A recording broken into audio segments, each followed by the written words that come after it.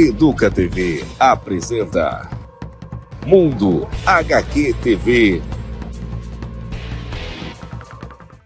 E aí, Educa TV Lovers, bem-vindos a mais um episódio dessa segunda temporada do Mundo HQ TV, programa que leva o universo das histórias em quadrinhos para você aí na sua casa pela Educa TV. E olha só que bacana, hoje nós vamos falar de uma aniversariante, Mafalda, personagem argentina, que está completando 60 anos em 2024, 60 anos de uma carreira de muito sucesso. E acho que vamos começar assim falando de duas curiosidades. A primeira delas é a seguinte: você já reparou que as personagens mais famosas da América Latina e dos países maiores da América do Sul, né, seja Argentina e Brasil, os quadrinhos mais famosos são duas meninas, Mafalda e Mônica. Mônica que completou 60 anos em 2023. Então, Mônica é mais velha que a Mafalda, só que a Mafalda foi criada antes da Mônica. Ficou confuso? Pois é, a história é meio maluca mesmo. O que acontece? O argentino Quino, que é o autor da Mafalda, em 1962 ele recebeu uma encomenda de uma agência de publicidade para produzir umas tirinhas para vender eletrodomésticos. Existia uma empresa de eletrodomésticos chamada Mansfield e essa empresa teve uma ideia genial junto com a agência de publicidade. Ela pensou o seguinte: vamos contratar o artista para fazer umas tirinhas de uma família convivendo com eletrodomésticos, dificuldades com manual de instruções, enfim, aventuras com geladeira, com fogão e etc., para vender a linha Mansfield. Era uma tirinha ali, no final uma propaganda da Mansfield. E aí essa família, essas tirinhas, nós vamos encaminhar gratuitamente para os jornais vão pensar, poxa, vamos ter uma tirinha de graça para a gente publicar aqui, e aí a gente vai ter uma propaganda gratuita. Essa foi a ideia da agência de publicidade e da empresa. Contrataram o Quino e o Quino desenvolveu uma família. Essa família era um pai e uma mãe e duas crianças, um filho mais velho, que nunca chegou a ter nome e que parecia muito, mas muito com o Charlie Brown do Snoopy. Se você pegar as primeiras tiras que a gente está mostrando para você aí, é praticamente uma cópia, realmente foi chupinhado do Charlie Brown. E uma menininha um pouco mais nova. Essa menininha mais nova foi a única que o Quino deu nome. Ele foi assistir um filme em 1962, chamava Dar la Cara, se eu não me engano, e tinha um bebezinho chamado Mafalda. E a hora que ele viu aquele bebezinho, ele falou, poxa, Mafalda. Assim, uma exigência que a agência fez, né, é que todos os personagens da tira começassem com a letra M, para remeter a Mansfield. E o Quino, quando viu aquela personagem, falou, bom, Mafalda é um nome que tem várias letras de Mansfield. M, A, F, D, tá tudo ali. Então ele falou, vou chamar essa menininha de Mafalda. Fez as tiras e a agência levou para os jornais. Acontece que os jornais não eram tão ingênuos quanto a agência e a empresa pensavam. Os jornais olharam aquilo e falaram assim, tá, mas quanto você vai me pagar por essa propaganda? Ah, não, mas são tiras. Amigo, não são tiras, é uma propaganda. Devolveram as tiras. A Mansfield, então, falou para a agência, bom, tudo bem, valeu a pena tentar, não temos o que fazer com isso. E devolveram as tiras para o Quino. O Quino, então, falou, bom, eu gostei dessa personagem aqui, dessa menina que aparece na tira. Tem algumas ideias boas. Vou pegar isso aqui e vou tentar lapidar e fazer uma coisa melhor. E foi o que ele fez. Ele segurou durante 2 anos aquelas tiras, ficou lapidando melhores personagens, tirou o menino mais velho parou de existir, e aí, em setembro de 1964, ele lançou oficialmente numa revista argentina, na Prima Página, se eu não me engano, lançou a Mafalda.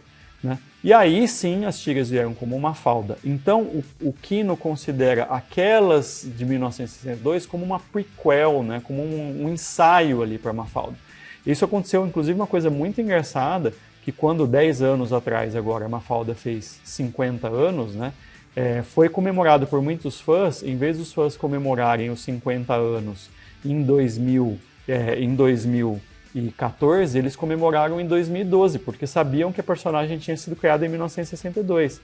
O Quino foi lá, o Quino morreu em 2020, né, o Quino estava vivo, portanto, o Quino foi nas redes sociais e falou assim, não, gente, eu não considero, o aniversário oficial da Mafalda é 1964, o que veio antes não conta na cronologia da personagem.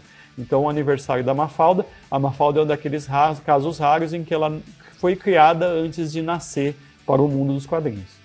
Então, lá no jornal Primeira Plana, né, estou até corrigindo aqui o nome, quando a Mafalda foi lançada, as histórias elas circulavam principalmente em torno daquela família nuclear, pai, mãe e Mafalda. A Mafalda era uma menina que era fã dos Beatles, mas que ao mesmo tempo detestava sopa, por exemplo. Ela era contestadora, ela era extremamente ligada às notícias do que acontecia no mundo. Ela era bastante feminista, inclusive. Ela via a mãe dela ali trabalhando o tempo inteiro e falava: mãe, você não vai ter uma carreira. A mãe às vezes chorava, ela colocava a mãe em crise o tempo inteiro. O pai estava numa crise de meia-idade, ela também é engraçado. Os pais da Mafalda, em certas tiras, ou na maioria delas talvez, se comportam mais como crianças do que a Mafalda em si, que se comporta como uma mini adulta, contestando tudo, reclamando de algumas coisas, né? E tendo momentos também de muito carinho, às vezes com os pais, mas ela muitas vezes parece um pouco mais adulta que os pais. Depois daquelas 20 ou 30 primeiras tiras, o Kino falou: bom, mas está ficando sempre a mesma coisa, pai, mãe, filha, e aí ele resolveu ampliar o universo e criar outros personagens. Então a gente vai apresentar para vocês os personagens da tira Mafalda. Para quem não conhece, vai conhecer agora, e para quem já conhece, vamos rever. Vamos lá?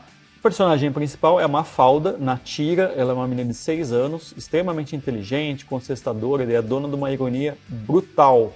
Ela é fã dos Beatles, ela odeia a sopa e ela sonha com a paz mundial. Esse é o grande sonho da Mafalda, é esse. O pai da Mafalda não tem nome, tá? Muito se especulou sobre isso, mas o pai da Mafalda ele só aparece como pai. Ele é um típico trabalhador de escritório, é um sujeito comum, com uma filha bem comum, né? Muitas vezes ele não compreende a Mafalda e nem saca que ele está sendo criticado por ela. De vez em quando ele entra em crise porque ele está ficando muito velho. A mãe da Mafalda se chama Raquel, é uma mãe amorosa, é uma dona de casa que não concluiu os estudos e se dedica às tarefas do lar. Constantemente ela é mostrada como uma mulher que não para de trabalhar com as coisas da casa e às vezes ela também sofre com problemas de autoestima, influenciada pelos padrões de beleza ali, de matérias que ela vê na televisão, e a Mafalda, por sua vez, também critica isso na mãe. O Felipe, que é o melhor amigo da Mafalda, tá? Às vezes aparece gravado Filipe e às vezes Felipe. Ele é um menino com uma imaginação enorme, ele é um sonhador e também ele é muito consciente das obrigações, em especial na escola, o que costuma gerar algumas crises de ansiedade nesse garoto. O Manolito, para mim, é um dos personagens mais críticos e engraçados da tira. Críticos não que ele seja crítico, né? A crítica à sociedade em si. Ele é o filho do dono do mercado do bairro, ele é bem limitado intelectualmente e ele vive pensando em meios de ganhar dinheiro. A Suzanita é a fofoqueira do bairro, ela é praticamente o oposto da Mafalda. Ela é muito fútil, é egoísta, o sonho dela é crescer e casar com um homem rico. Basicamente, essa é a Suzanita. Aí você tem o Guile, se você lembrar, a gente falou que na tira original ela tinha um irmão mais velho, o Guile é o irmão mais novo da Mafalda, ele surge na tira lá em 1968, ou seja, 4 anos da tira. Ele aparece e os leitores inclusive acompanham a gravidez da Raquel, as reações da Mafalda à gravidez. Ele é um menininho bem inteligente que está descobrindo o mundo e a Mafalda ajuda ele a interpretar esse mundo. Aí você tem o Miguelito, que é um menino muito engraçadinho, ele tem um coração enorme, mas o ego dele é mais ou menos do mesmo tamanho do coração. Às vezes ele acha que o mundo gira em torno dele. Ele leva o que a Mafalda diz muito ao pé da letra, e isso gera boas risadas para quem está lendo a tira. Você tem uma das minhas personagens favoritas, que é a Liberdade. A Liberdade é uma das últimas personagens que foram criadas em 1970. Ela é uma menininha muito pequenininha, o que gera piadas óbvias, né? Porque lembrando que a Mafalda foi criada e surgiu e fez sucesso em meio à ditadura na Argentina. Então o fato da Liberdade ser pequena gera piadas muito engraçadas e ela é muito enfesadinha e não leva desaforo para casa.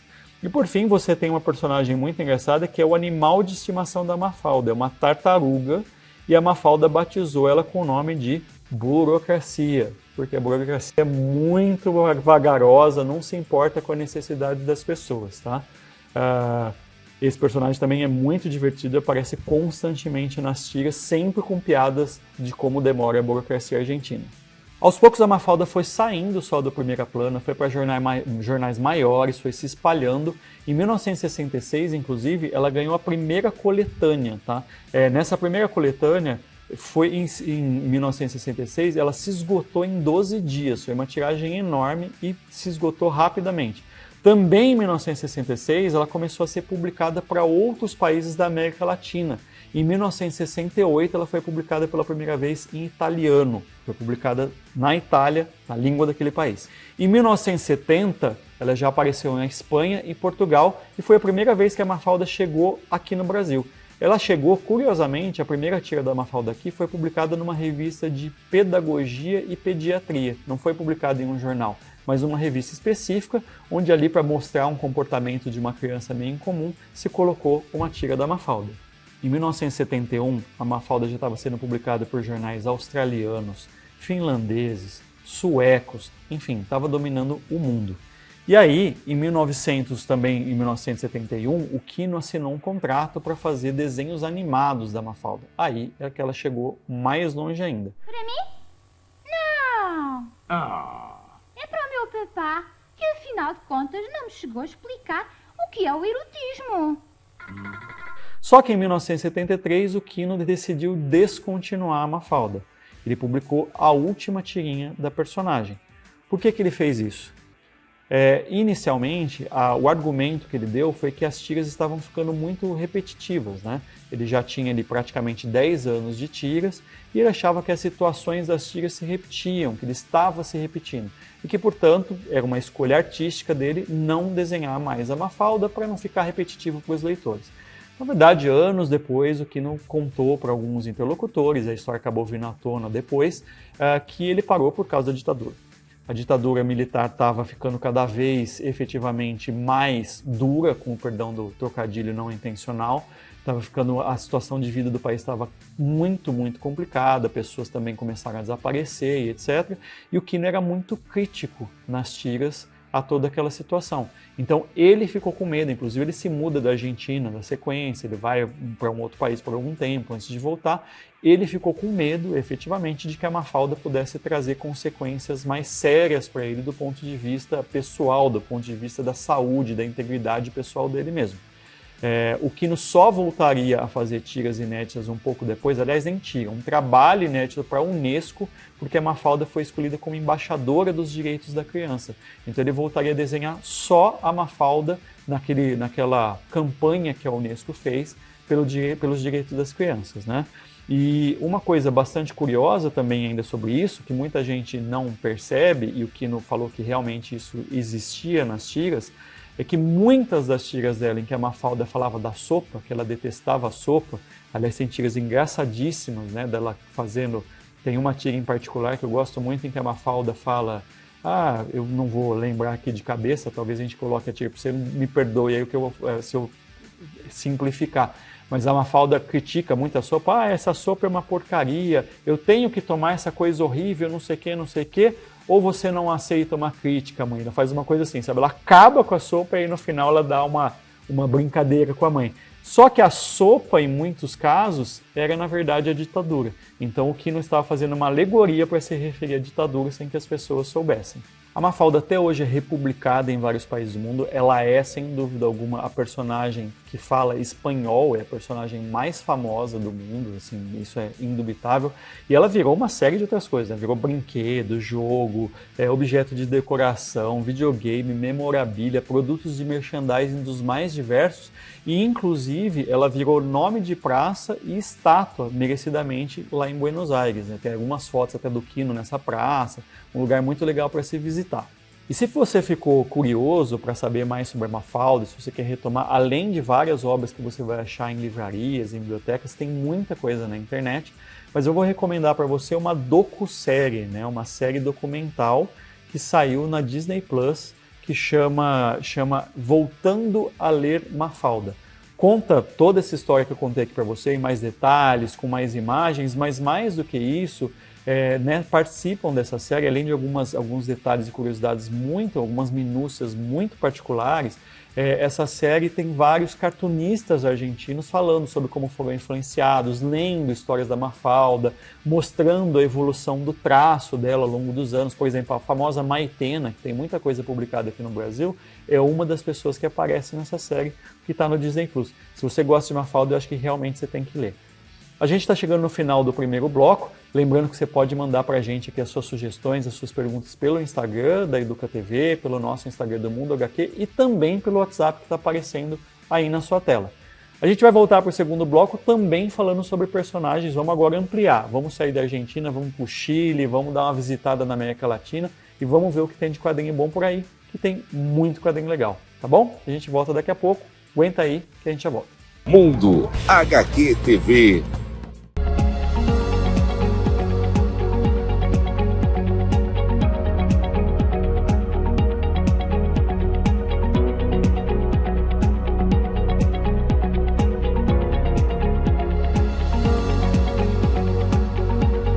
Educa Acontece, as notícias sobre educação.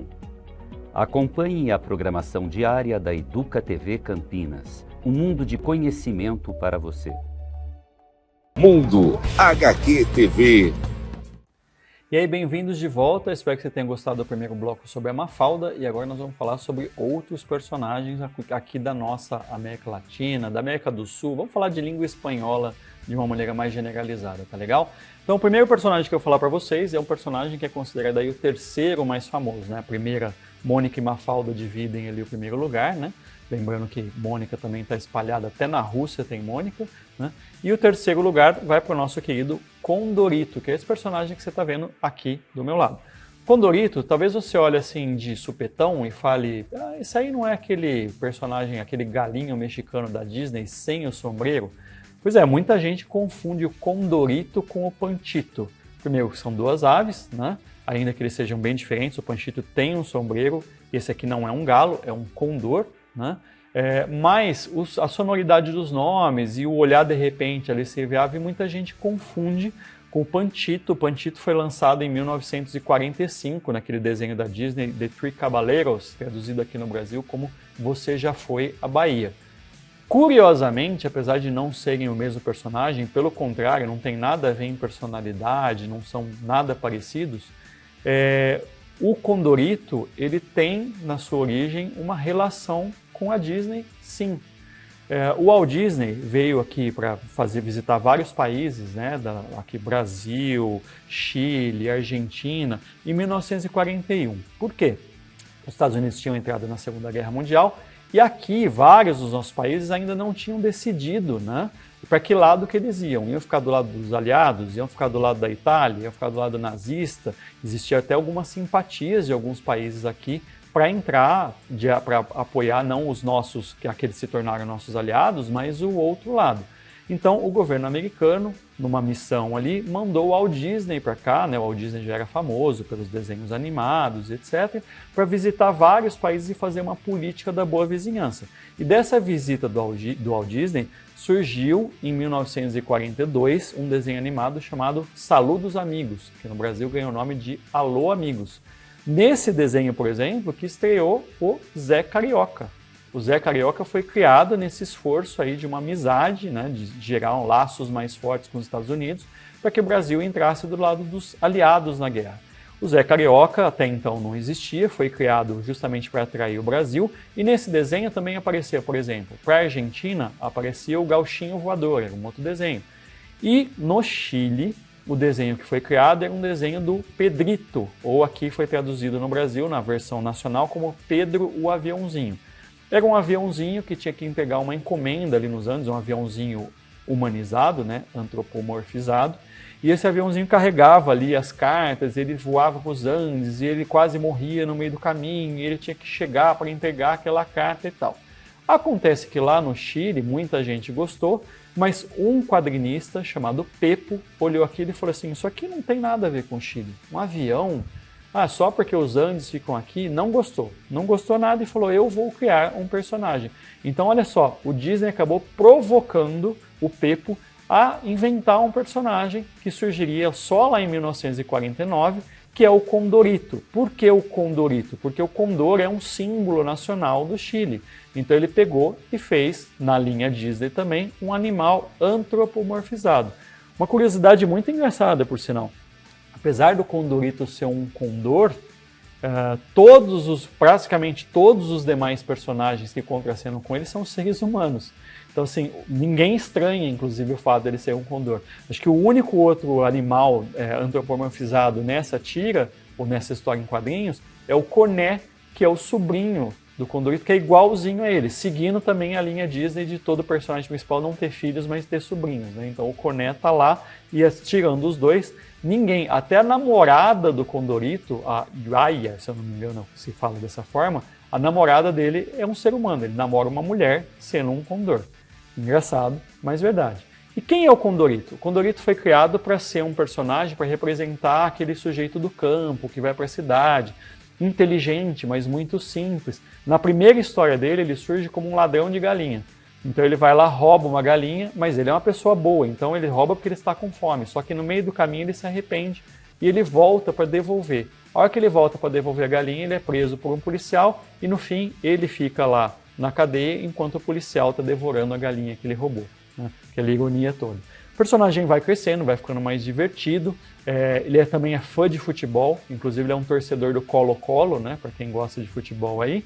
E as histórias do Condorito, em geral, sempre vão ter um punchline, sempre vai ter alguma coisa absurda que ele fala para alguém, que ele fala para alguém no final da história, né? Ou ele fala para alguém, ou alguém fala para ele. E quando fala, a pessoa que ouviu a frase absurda, ela cai para trás, tamanho absurdo, e aparece escrito plop. Essa é a marca principal dos quadrinhos do Condorito. O Condorito se tornou realmente o terceiro personagem mais conhecido da América Latina. Ele está atrás de Mônica e atrás da Mafalda. Né? Ele foi distribuído, ele chegou a ser distribuído em tirinhas, em jornais, para 19 países diferentes. A maior parte dos países que falam espanhol, mas ele chegou no Canadá, nos Estados Unidos, no Japão, chegou a ser distribuído por grandes distribuidoras americanas, né, grandes distribuidoras estadunidenses. E ainda hoje o Pepo faleceu, mas ele criou uma grande equipe quando começou a fazer sucesso. Tem boneco do Condorito no Chile, principalmente. Quando começou a fazer sucesso, ele criou uma equipe. E se você fuçar Condorito aí na internet, a gente vai até pôr aqui o site para vocês, você vai achar o site deles e ainda tem várias tiras, vários produtos feitos e distribuídos até hoje, mesmo o autor já tendo morrido.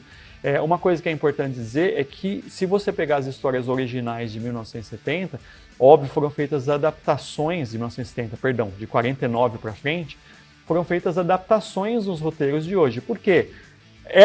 Diferentemente da Mafalda, aquelas histórias iniciais envelheceram mal. O Condorito tinha um viés meio machista. Se você olhar essa capa que está aí na frente, um pouco violento, né? Então ele tinha ali alguns comportamentos que hoje não são mais aceitáveis. Claro, a gente não pode tirar do contexto que era na época. Mas foi mudado o personagem para ele ficar um personagem mais palatável, mais adequado com os dias de hoje. Você pode dar uma olhadinha aí na internet. Vamos passar para outro personagem? Agora eu vou convidar vocês para ir comigo para Cuba. Cuba, né, apesar de todas as dificuldades que tem, Cuba também tem muito sucesso em quadrinhos. O personagem mais conhecido de Cuba, talvez, pelo menos pelo que a gente sabe daqui, chama-se Eupídio Valdés. Eupídio Valdés foi criado em 1970, o autor chama-se Juan Padrón, e ele é, na verdade, um coronel que lutou contra o domínio espanhol em Cuba. Então é um personagem que tem todo esse viés, óbvio, né? Tem algumas histórias ali que podem até ser comparadas a outras situações que Cuba viveu, com outras lutas que ela acabou enfrentando, né? Até embargos dos Estados Unidos, por exemplo. Mas realmente é um personagem que surge focado na história de Cuba. É um personagem muito querido pelas crianças, é um personagem que ele teve tiras e quadrinhos durante vários anos. Existem vários desenhos animados desse personagem, tá? O personagem foi crescendo, por exemplo, quando ele começa na tira, tem uma personagem que se chama Maria Silvia, que contracena com ele, que é a namorada dele. Com o tempo ele acaba se casando com a personagem, né? Casando com a namorada e por aí afora. É um personagem muito conhecido até hoje, né? O Eupídio, ele é muito querido no país inteiro, ele praticamente, assim, muita gente até considera um símbolo nacional. Porém, o quadrinho hoje mais querido de Cuba, o quadrinho mais visto, que inclusive muita gente acompanha esse quadrinho fora do país, né, chama-se Cucuy. O Cucuy, ele foi criado em 2005, né, ele é um personagem que ele vive no Charco Azul, que é tipo uma floresta mágica ali. Ele é muito divertido e as histórias, elas trabalham muito com o folclore de Cuba, né? Então você tem lendas ali de Cuba que vão aparecendo, lendas localizadas, espécies de gnomos, espécies de criaturas mitológicas, mas o foco principal da história é a ecologia. Então várias das histórias desse personagem Cucuy, eles são focados em defender a natureza, em lutar contra despejo de lixo, efeitos climáticos nocivos e coisa aí afora. É um traço muito fofinho, personagem muito divertido, a gente está mostrando aí para você, né? Um personagem muito bonitinho de ver e está fazendo cada vez, foi criado há pouco tempo, se você for pensar, né? Quase 20 anos é pouco tempo se a gente falar que a gente está falando de personagens aqui criados nos anos 40 e 70. Mas ele se espalhou rapidamente nesses 20 anos e é muito querido mesmo. O Cucuy, ele foi criado pelo quadrinista Ángel Hernández, que é considerado um dos quadrinistas mais talentosos hoje em Cuba, E tem uma curiosidade interessante que, assim, apesar de muitas vezes ele falar algumas mensagens que são mais libertárias, não sofreu, pelo menos até o momento, até que se saiba, nenhum tipo de censura do governo cubano, que ainda é considerado uma ditadura. Por falar em ditadura, esquece esse sujeito que está aparecendo aí na sua tela, tá? Esse aí é o Super Bigote, e um certo ditador aí da Venezuela criou esse cara como desenho animado, etc. Mas aí já é um outro assunto. Nós não vamos falar do Super Bigode hoje, tá? Super Bigode fica para quando a gente for fazer um programa só sobre como que os governos utilizam história em quadrinhos para influenciar política e ideologicamente. Uma coisa que começou lá na China de Mao Tse Tung, para vocês terem uma ideia. Vamos voltar para os quadrinhos bacanas? Já que eu falei um pouco de um personagem mais novo, né, de um país aqui da América Latina, eu acho que seria legal a gente falar também de um personagem mais novo da própria Argentina. Né? Falamos de Mafalda no primeiro bloco, mas tem um personagem que já chegou aqui no Brasil, inclusive tem vários álbuns publicados, que se chama Gaturro. Ele foi criado pelo Christian Zonovic. Ele chama Nick, tá? O autor usa o nome Nick porque o sobrenome dele é super complicado, então vamos falar Nick mesmo. O Gaturro é um personagem bem interessante, ele surge lá em 1993 e ele vai ganhando tanta popularidade que em 2010 já tinha também videogame, desenho animado, já chegou a outros países. Ele é uma espécie de um Garfield argentino, se a gente for simplificar. Então ele é um gato, o traço bem fofinho, ele é um gato que ele tem uma namorada pelo qual é apaixonado, e ele tem aquela característica do Garfield também, que ele fala pelo balão de pensamento. Pelo menos quando os humanos estão perto, você vai ler o pensamento dele. Mas entre os outros animais que aparecem na tira, aí sim eles conseguem conversar entre si. Esse você acha aqui no Brasil, inclusive edições em português, tá? Se fuçar. Aliás, o Cucuy não tem edição em português, né? Aquele gnominho que a gente acabou de falar agora de Cuba, ele não tem em português, mas você acha na Amazon. Se você lê espanhol e tiver interesse, dá uma olhadinha lá que você acha na Amazon para comprar também, tá? Ou dá uma procurada na internet, que hoje em dia você com certeza vai achar algumas páginas ali, pelo menos para ver se é do seu interesse. O último personagem que eu vou falar nessa viagem aqui é um personagem que muita gente acha que é argentino, tem gente que acha uma dupla de personagens, na verdade. Tem gente que acha que é mexicano, as pessoas sabem que eles falam espanhol e muitas supõem que seja aqui do continente americano. Até porque aqui no Brasil teve pelo menos uns 30, acho que 29 álbuns lançados dessa dupla, Mortadelo e Salaminho. É uma dupla muito divertida, mas foi criada pelo Francisco Ibáñez, que é um cartunista espanhol, tá? Foi criado lá em 1958. Essa é uma dupla muito divertida, eles trabalham para TIA, né? São agentes secretos. Então, ao invés de eles trabalharem para CIA, eles trabalham para TIA, que em português ganhou o nome de... a sigla ficou Técnicos de Investigações Avançadas. O Mortadelo tem esse nome porque ele nasceu e acharam que ele parecia com uma mortadela. E o Salaminho, ele é um cara careca, mais velho ali um pouquinho, e é um grande de um azarado. A característica principal do Mortadelo é que ele consegue basicamente, falam que é se fantasiar, mas ele consegue basicamente se transformar em qualquer coisa, que é um benefício muito grande para um agente secreto. Já o Salaminho é muito inteligente, mas também muito azarado. Uma coisa curiosa, o inimigo deles principal é o professor Bactério, né? Invariavelmente, eles são muito bem intencionados, mas tudo o que eles fazem dá errado. Eles conseguem salvar, às vezes, o mundo ali, algumas repetidas vezes, mas sempre destruindo tudo pelo caminho. Sempre, inclusive, a primeira história deles, eles trabalhavam com uma outra agência e eles literalmente destroem essa outra agência antes de ser contratado pela TIA.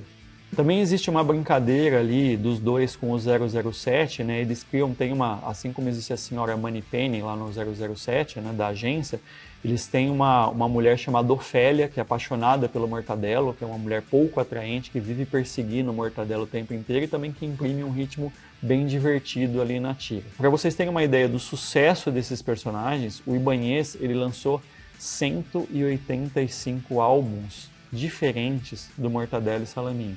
Também diferentes línguas, foi para diversos países, mais uma vez principalmente língua espanhola, mas a língua não é uma barreira para uma história em quadrinhos boa como essa. Eu, inclusive, li a primeira vez Mortadelo e Salaminho aqui no Brasil, em português. Meu pai era fã dessa dupla e ele me dava alguns gibis. Às vezes eu nem entendia, né? Porque eles fazem muita... Às vezes, hoje, obviamente, um pouco mais velho, você consegue entender. Mas eles fazem, às vezes, eles pegam casos reais de investigação, coisas que realmente aconteceram, E o Ibanez faz uma metáfora. E uma curiosidade muito interessante é que nas capas dos álbuns, algumas alternativas, né, alguns álbuns iam com mais de uma capa, você escolhia, e alguns tinham uma capa só, ele fazia brincadeiras ou coisas curiosas que não necessariamente eram refletidas nas histórias. Então, sei lá, abria uma torneira e saía um personagem X, que às vezes não era exatamente o que acontecia na história. E em 1993 foi lançado um álbum do Mortadelo e Salaminho, se eu não me engano, em comemoração a alguma data, 35 anos, 40 anos, não vou lembrar de cabeça, em que a capa mostrava um avião explodindo num prédio que era muito similar ao World Trade Center. Então tem gente que fala que ele previu o futuro ali, o que era para ser uma piada ali no quadrinho, obviamente não todo o desastre, toda a tragédia que se abateu sobre os Estados Unidos. Mas dizem que ele, assim, de certa forma, foi o precursor dos Simpsons, né, que vivem prevendo coisas. Então, algumas daquelas capas, por mais brincalhonas que fossem, as pessoas olham ali e, claro, né, às vezes ele brincava nessas capas com coisas que realmente aconteciam no mundo da guerra política e da espionagem. Mas, anos antes, prever uma coisa assim, acho que é impossível, né? Mas a coincidência chama a atenção. Pois é, aí a gente tem todos esses personagens, com certeza você talvez que está assistindo a gente já foi para um outro país, talvez a gente não tenha falado de algum personagem que você conheceu. Quer saber mais sobre eles? Manda para o nosso Instagram, manda para o nosso WhatsApp, que a gente fala com muito prazer sobre eles. A ideia foi de trazer nesse programa para vocês foi mostrar não só a Mafalda, que acho que todo mundo conhece, ou muita gente conhece aqui no Brasil, mas fazer uma pincelada de personagens que estão aqui à volta da gente e que muitas vezes a gente não tem contato com eles. Espero que vocês tenham gostado desse programa e a gente vai voltar em breve com mais um episódio do Mundo HQ TV. E lembrem, tudo que você assiste aqui na Educa TV fica lá numa playlist no YouTube da Educa TV. Então dá uma olhadinha lá, que a nossa playlist está bem completinha, a gente fala de um monte de coisas legais. Ano passado teve 19 episódios para você conferir ou rever, tá bom? Até a próxima!